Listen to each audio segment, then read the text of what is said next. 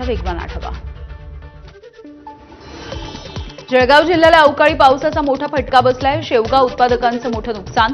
बडगाव तालुक्यामधील गुढे परिसर सर्वाधिक प्रभावित।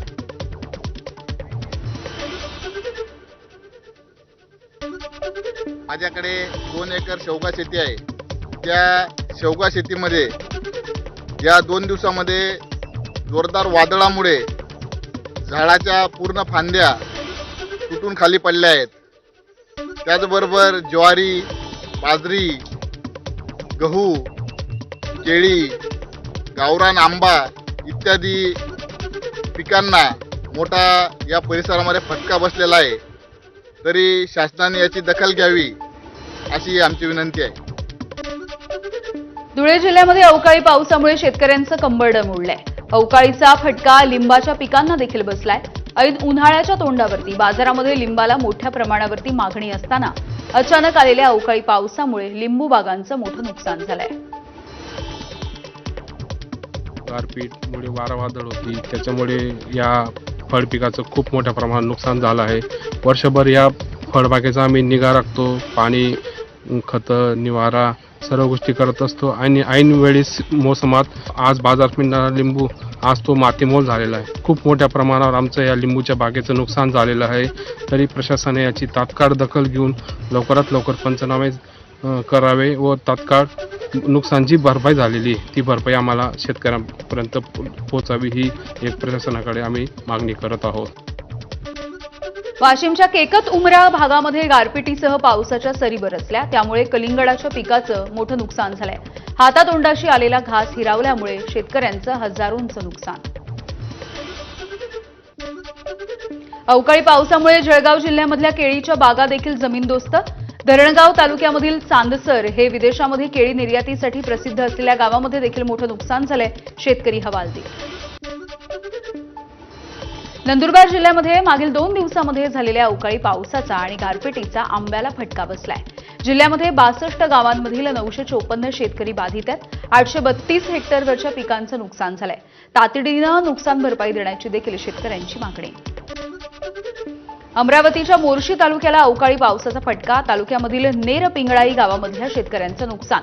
वादळी वाऱ्यामुळे संत्रा बागेमधले झाडं ही उन्मळून पडलेली आहेत। शेतामध्ये काढून ठेवलेला गहू, उन्हाळी कांदा आणि संत्र्याचं देखील मोठं नुकसान झालंय। हिंगोलीच्या सेनगाव तालुक्यामधील साखरा, केलसुरा, हिवरखेडा या परिसरामध्ये गारपीट। पावसामुळे हळद पीक देखील भिजून गेलंय। उत्पादन घटण्याची शक्यता आहे, तर हळदीसह भाजीपाला आणि फळबागांचं देखील नुकसान झालंय। बीड जिल्ह्याला अवकाळी पावसानं झोडपून काढलं। जिल्ह्यामधील बीड, गेवराई, धारूर, वडवणी आणि आष्टी या तालुक्यांना तडाखा। ज्वारी, उन्हाळी बाजरी, गहू, हरभरा आणि फळबागांचं नुकसान झालं। 237 हेक्टरवरती असलेल्या पिकांना पावसाचा फटका। वादळी वाऱ्यासह पावसाचा लग्न मंडपांना देखील फटका। लग्न समारंभाच्या दिवसामध्ये ग्रामीण भागात शेत शिवारामध्ये असलेले मंडप कोसळले। कौलारू घरांचं देखील पडझड झाली आहे। शेती पिकांना याचा फटका बसलाय। वादळी वाऱ्यामुळे यवतमाळ जिल्ह्यामधील 2 महिला शेतकऱ्यांचा मृत्यू झालाय। पुसद तालुक्यामध्ये वीज पडून आणि मारेगाव तालुक्यामध्ये अंगावरती झाड पडून या महिलेचा मृत्यू झाला। अकोला जिल्ह्यामधल्या अनेक भागांमध्ये जोरदार वाऱ्यासह अवकाळी पाऊस झाला। शेतीसह घरांचं देखील मोठं नुकसान झालंय। बार्शी टाकळी तालुक्याच्या सारकिन्ही गावामधील 2 ते 3 घरांवरचे पत्रे देखील उडून गेले। काही घरांवरती झाडं पडल्यामुळे घरांचं नुकसान झालंय। परभणीच्या गंगाखेडमध्ये विजेचा लपंडाव। शहरामधील विविध रोहित्रामध्ये वारंवार बिघाड होत असल्यामुळे वीज पुरवठा खंडित। उकाड्यानं नागरिक हैराण झालेले आहेत। वीज पुरवठा सुरळीत करण्याची नागरिकांकडून विनंती। कोल्हापूरच्या गडहिंग्लज तालुक्यामधल्या औरनाळा या ठिकाणी बैलगाडा शर्यतीमध्ये अपघात झालाय। बैलगाड्यांच्या पुढे असलेल्या दुचाकींवरती बैलगाडी चढली। या अपघातामध्ये 3 जण जखमी झालेत। या सगळ्या घटनेचा व्हिडिओ समोर आलाय। बारामतीमधल्या कोऱ्हाळे या ठिकाणी नीरा नदीमध्ये हजारो माशांचा मृत्यू झालाय। सोमेश्वर सहकारी साखर कारखान्यामधून सोडल्या जाणाऱ्या मळीच्या पाण्यामुळे या माशांचा मृत्यू झाल्याचा ग्रामस्थांचा आरोप आहे। याआधी देखील दूषित पाण्यामुळे माशांचा मृत्यू झालाय। त्यामध्ये कारखान्याचं मळीचं पाणी आल्यामुळे माशांची मरण्याचं पण हजारो मासे या ठिकाणी मृत्यू झाले आणि हेच पाणी जनावरांना पिण्यासाठी वापरलं जातं. तेव्हा गाबणी गुरं हे मृत्युमुखी पाण्याचं प्रमाण सुद्धा वाढत जाते. यासाठी चांगलं पाणी सोडावं कॅनलमधून आणि हे खराब पाणी निघून जाईल याची व्यवस्था करावी. चिपळूणमध्ये सुकाई देवीच्या जत्रेमध्ये पालखी भेटीचा सोहळा. पंचक्रोशीमधील ग्रामदैवतांच्या पालख्या पारंपरिक वाद्याच्या तालावरती नाचवत आणून जत्रा असलेल्या मंदिराच्या समोर केला जातो पालखी भेटीचा सोहळा.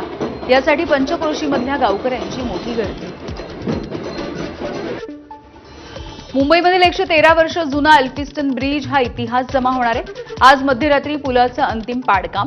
मध्य रेल्वेवरती विशेष ब्लॉक असेल. नवीन पुलाच्या उभारणीचा मार्ग मोकळा.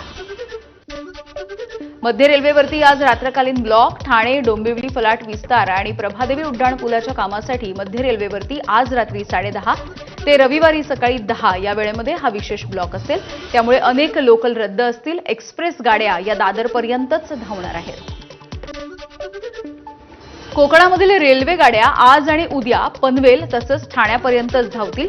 परळ आणि करीरोड या स्थानकांच्या दरम्यान प्रभादेवी उड्डाणपुलाच्या कामाच्या निमित्ताने विशेष वाहतुकीसाठी ब्लॉक घेतला जातोय. या ब्लॉकमुळे जनशताब्दी, तेजस आणि कोकण कन्या एक्सप्रेस पनवेल तर मंगळूर सीएसएमटी ही एक्सप्रेस ठाण्यापर्यंतच धावणार आहे.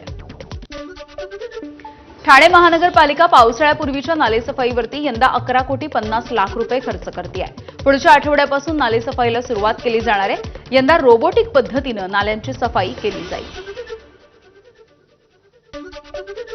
येणाऱ्या शैक्षणिक वर्षापासून इयत्ता 6वी पासून सीबीएसई बोर्डाच्या शाळांमध्ये विद्यार्थ्यांना 3 भाषा शिकाव्या लागतील. 3 पैकी 2 भाषा भारतीय तर तिसरी भाषा 42 भाषांपैकी एक निवडण्याचा पर्याय विद्यार्थ्यांकडे असेल. मुंबई महानगरपालिकेच्या दैनंदिन कामकाजाचा वेग वाढवण्यासाठी एआय तंत्रज्ञानाचा वापर करा. पेपरलेस कामावरती भर द्या. मुंबई महानगरपालिकेचे आयुक्त अश्विनी भिडे यांचा प्रशासनाला निर्देश.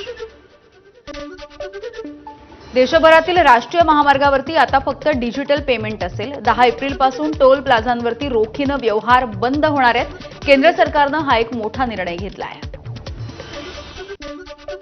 बारामती आणि राहुरी पोटनिवडणूक लढवण्यावरती काँग्रेस ठाम. पोटनिवडणुकीचे दोन्ही उमेदवार उद्या दुपारपर्यंत जाहीर करणार असल्याची काँग्रेसचे प्रदेशाध्यक्ष हर्षवर्धन सपकाळ यांची प्रतिक्रिया.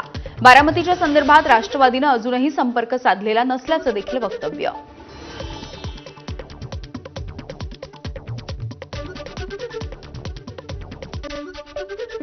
बारामती आणि राहुरीची पोटनिवडणूक ही बिनविरोध व्हावी. मुख्यमंत्री देवेंद्र फडणवीस यांचं देखील आवाहन. सगळ्या पक्षांनी मन मोठं करून निवडणूक बिनविरोध करावी. राज्यामध्ये याआधी देखील निवडणुका बिनविरोध झालेल्या आहेत. मुख्यमंत्र्यांनी याची आठवण करून दिली आहे. जयंत पाटील यांनी सिल्वर ओकवरती जाऊन शरद पवारांची भेट घेतली. बारामती आणि राहुरी पोटनिवडणुकांच्या संदर्भात बैठकीमध्ये चर्चा झाल्याची सूत्रांची माहिती. सुनेत्रा पवार यांचा उद्धव ठाकरेंना फोन. बारामती विधानसभा पोटनिवडणुकीसाठी पाठिंबा द्या. सुनेत्रा पवार यांच्याकडून उद्धव ठाकरे यांना विनंती. काँग्रेसच्या नेत्यांना देखील पाठिंब्यासाठी विनंती करणार असल्याची माहिती आहे. बारामती विधानसभा पोटनिवडणुकीच्या पार्श्वभूमीवरती जय पवार यांनी महत्त्वाची बैठक बोलावली आहे. बारामतीमधल्या कसबा भवनामध्ये होणाऱ्या या बैठकीमध्ये बारामती मतदारसंघाचा आढावा घेतला जाईल. बोंधू अशोक खरातवरती कांदा व्यापाऱ्याची फसवणूक केल्याप्रकरणी आणखी एक फसवणुकीचा गुन्हा दाखल करण्यात आलाय. 60 लाख रुपयांची जागा वृद्धाश्रमाच्या नावे 22 लाखांना खरेदी आणि यानंतर प्लॉट विक्री व्यवसायामध्ये गुंतवणुकीचं आमिष दाखवून फसवणूक. नाशिकच्या दिंडोरीमध्ये कार विहिरीमध्ये कोसळून 9 जणांचा मृत्यू झालाय. अपघातामधील मृत हे दिंडोरी तालुक्यामधील इंदोरे या गावचे रहिवासी आहेत. अपघाताच्या नंतर स्थानिक नागरिक आणि प्रशासनानं अपघातामधील कार ही क्रेनच्या सहाय्यानं विहिरीमधून बाहेर काढली. दिंडोरीमधल्या अपघाताच्या प्रकरणी विहीर मालक राजेंद्र राजे याच्यावरती सदोष मनुष्यवधाचा गुन्हा दाखल होणार आहे. खासगी क्लास संचालक सचिन वडजे यांची देखील चौकशी केली जाईल. आपत्ती व्यवस्थापन मंत्री गिरीश महाजन यांच्याकडून नाशिकमधल्या अपघात झालेल्या विहिरीची पाहणी. यावेळेला मृतांच्या नातेवाईकांना 5 लाख रुपयांच्या आर्थिक मदतीची घोषणा.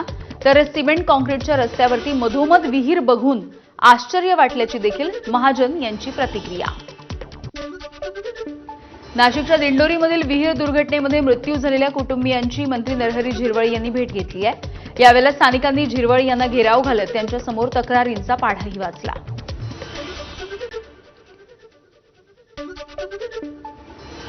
अतिशय उंची कमी आहे त्याची.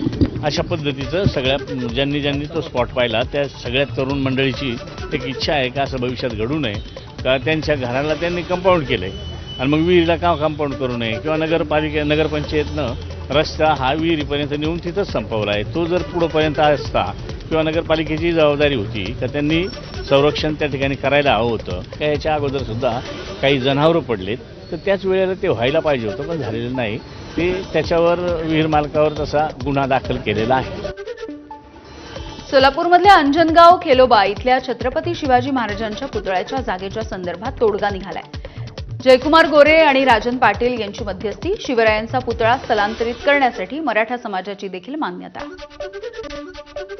सोलापूरच्या माढ्यामधील अंजनगाव मंदिराचे पुजारी फरांडे महाराजांचं आंदोलन मागे. शिवरायांच्या पुतळ्याच्या स्थलांतरणाच्या संदर्भात तोडगा निघाल्याच्या नंतर 4 दिवसांनी आंदोलन मागे घेण्यात आलंय. माजी आमदार राजन पाटील सोलापूरच्या अंजनगाव खेलोब्यामध्ये गेले होते. स्थानिकांशी त्यांनी चर्चा केली. लोकांचं एकमत होईपर्यंत शिवरायांच्या पुतळ्याचं स्थलांतर होणार नसल्याची त्यांनी प्रतिक्रिया दिली आहे.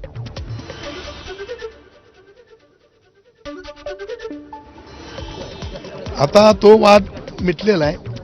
आता पुतळा कुठं बसवायचा हा जो वाद होता तो मिटला असल्यामुळे आता पुतळा जे देवस्थानची जागा आहे त्या देवस्थानच्या त्या तिथून एक 20 फुटावरच रस्त्याच्या इकडच्या बाजूला आता जागा सगळ्यांच्या मतानं फिक्स केली आहे. त्याच्यावर आपण पुतळा बसवणार आहे. ममता बॅनर्जी यांच्या तृणमूल काँग्रेसचा उघड प्रचार करणं भोवलंय. पश्चिम बंगालमध्ये निवडणूक आयोगाकडून गटविकास अधिकारी ज्योत्स्ना खातून यांच्यावरती शिस्तभंगाची कारवाई. बुलढाणा मनसे जिल्हा संपर्क प्रमुखपदी बाळाभाऊ शेडगे यांची नियुक्ती झाली आहे. पक्षाकडून विदर्भामधल्या 5 जिल्ह्यामध्ये संपर्क प्रमुखांची नियुक्त्या. बुलढाण्यासाठी पुण्याचे माजी नगरसेवक बाळाभाऊ शेडगे यांची नियुक्ती. वनमंत्री गणेश नाईक आणि ठाकरेंच्या शिवसेनेचे नेते विनायक राऊत पालघरमध्ये एकाच मंचावर. दोन्ही नेत्यांकडून उपमुख्यमंत्री एकनाथ शिंदे यांना लक्ष. काही लपण्यासाठी जातात तर काही वाचण्यासाठी जातात असा गणेश नाईक यांचा टोला.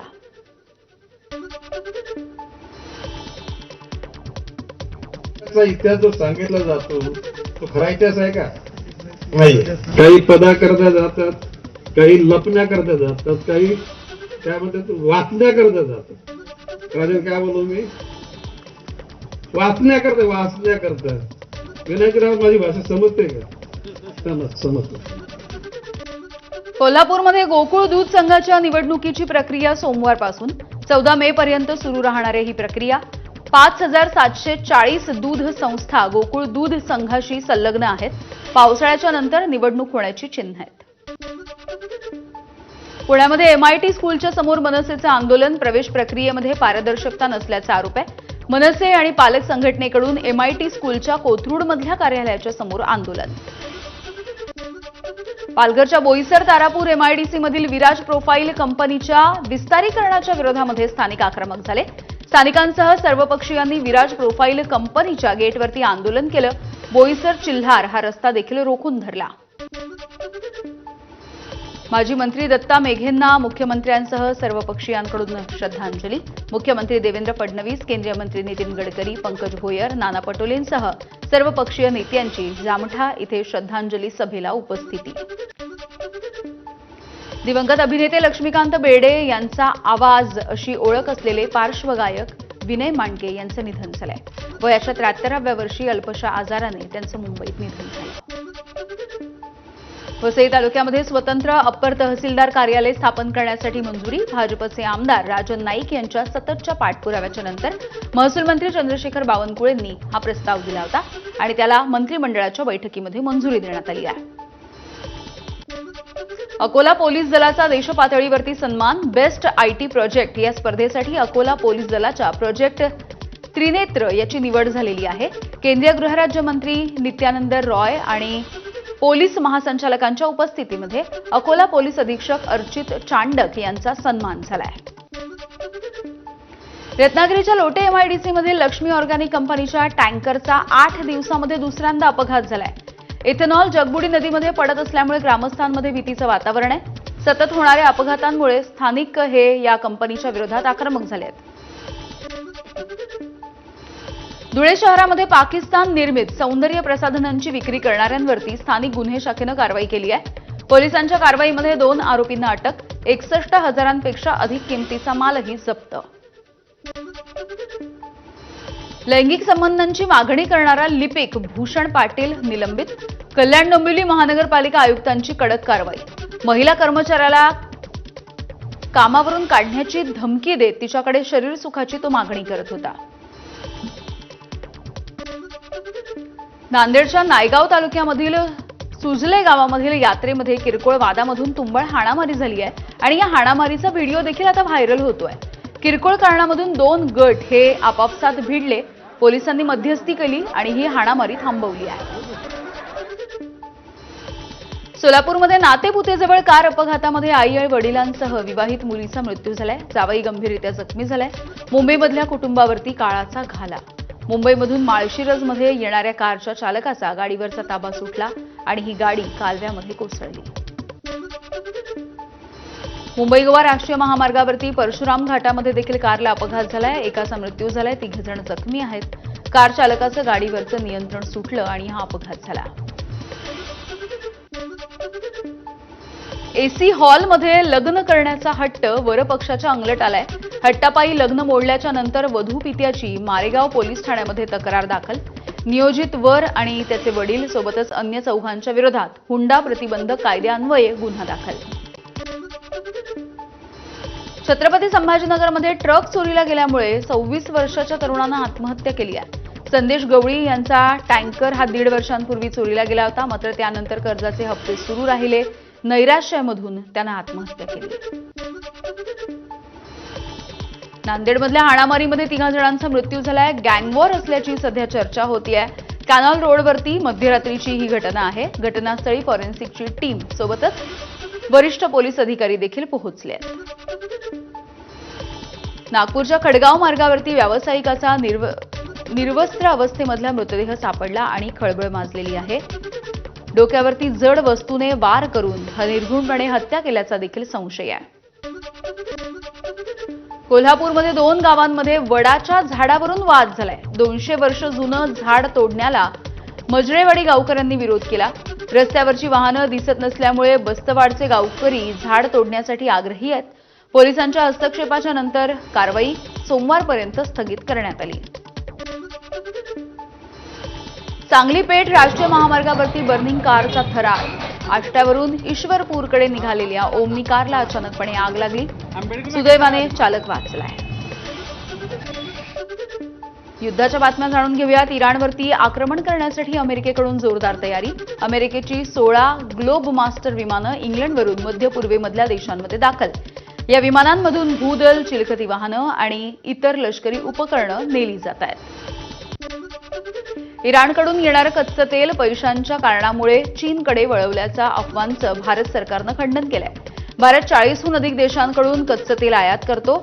एखाद्या गंतव्यस्थानामध्ये बदल झाल्यामुळे त्याला पेमेंटच्या समस्येशी जोडणं हे अयोग्य आहे. भारत सरकारची प्रतिक्रिया. इराकच्या बसरा इथल्या तेल संकुलामध्ये ड्रोन हल्ला झाला आणि आग लागलेली आहे. इराकच्या तेल संकुलावरती ड्रोन कोसळलं आणि त्यानंतर आगीचा भडका उडालाय.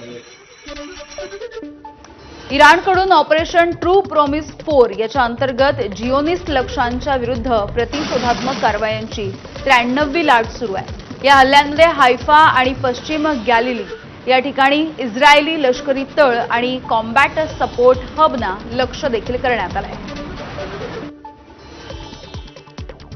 या सगळ्याचे पडसाद सध्या उमटतायत आणि नागपूरमध्ये गेल्या 10 दिवसांपासून रिक्षासाठीचं एलपीजी स्टेशन बंद आहे. गो गॅस, इंडियन ऑटो गॅस आणि पूर्ती गॅस या 3 कंपन्यांकडे एलपीजीचा साठा नसल्यामुळे हे पंप बंद आहेत. पेट्रोलवरती रिक्षा चालवण्याची वेळ आल्यामुळे नफा अर्ध्यावरती आलाय. युद्धामुळे पुरवठा साखळी विस्कळीत झाली आहे. नागपूरमध्ये गो गॅसच्या व्यावसायिक एलपीजी सिलेंडरचा पुरवठा पूर्णपणे ठप्प. हॉटेल व्यावसायिकांना मोठा फटका बसलाय. एमएनजीएल गॅसचा जाणीवपूर्वक आर्टिफिशियल तुटवडा निर्माण करण्याचा प्रयत्न करणाऱ्यांवरती कडक कारवाई करू. उद्योग मंत्री उदय सामंत यांचा इशारा. आणि पुढच्या 2 महिन्यामध्ये पीएनजी जिथं जिथं पाईपलाईन गेलेली आहे किंवा जिथं जिथं पाईपलाईन टाकायची शिल्लक राहिलेली आहे तिथं पाईपलाईन टाकायचा निर्णय झाला. जिथं पाईपलाईन इंडस्ट्रीजच्या समोरून गेली किंवा हॉटेल व्यावसायिकांच्या समोर गेली त्यांना रजिस्टर करून त्यांच्याकडनं पैसे भरून त्यांना गॅस देण्याच्या सूचना देखील माननीय मुख्यमंत्री मोदयांनी दिली. काही ठिकाणी कदाचित आर्टिफिशियल शॉर्टेज करण्याचा कोणतरी प्रयत्न करत असेल पण याच्यावर देखील कडक कारवाई करण्याच्या सूचना हे उद्योगमंत्री म्हणून मी देखील दिलेल्या आहेत, मुख्यमंत्री मोदयांनी दिल्या आहेत, आमच्या शिंदे साहेबांनी दिल्या आहेत. नांदेडच्या शहादा शहरामधील रेखा इंडियन गॅस एजन्सीच्या विरोधात नागरिकांचा संताप. गॅसच्या तुटवडा नसताना देखील दिवसाला केवळ 20 गॅसचं बुकिंग केलं जात असल्याचा आरोप आहे. गॅस एजन्सीवरती कारवाईची मागणी. साधारण लोकांनी 2 नंबरमध्ये गॅस कुठून घ्यायचा, यांना 2 नंबरमध्ये द्यायला निघताय गॅस आणि साधारण लोकांची बुकिंग राहिली त्यांना गॅस द्यायला नाहीये. हा कुठला व्यवहार आहे यांचावाला? असं 17 तारखेला बुकिंग केली 24 तासात येईल असं सांगितलं 25 तास आला आणि तुम्ही मेसेज 25 तासाच्या खाली आश्वासन देतात डिलिव्हरी भेटली नाही.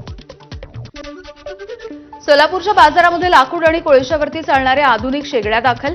या शेगड्यांना आधुनिक तंत्रज्ञानाची जोड देत लाईट किंवा चार्जिंगवरती चालणारे पंखे बसवले. त्यामुळे गॅस तसंच शेगडीप्रमाणेच आगीची तीव्रता नियंत्रित करणं शक्य होणार आहे. आखाती देशामध्ये सुरू असलेल्या युद्धाचा केळीच्या उत्पादकांना फटका बसलाय. निर्यात ठप्प झाल्यामुळे नांदेडसह हिंगोली जिल्ह्यामधील शेतकरी हैराण.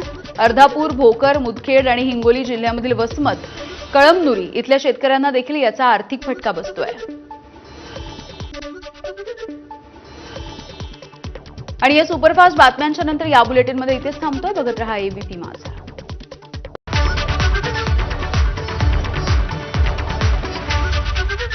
कोकणातील रेल्वे गाड्या आज आणि उद्या पनवेल तसंच ठाणे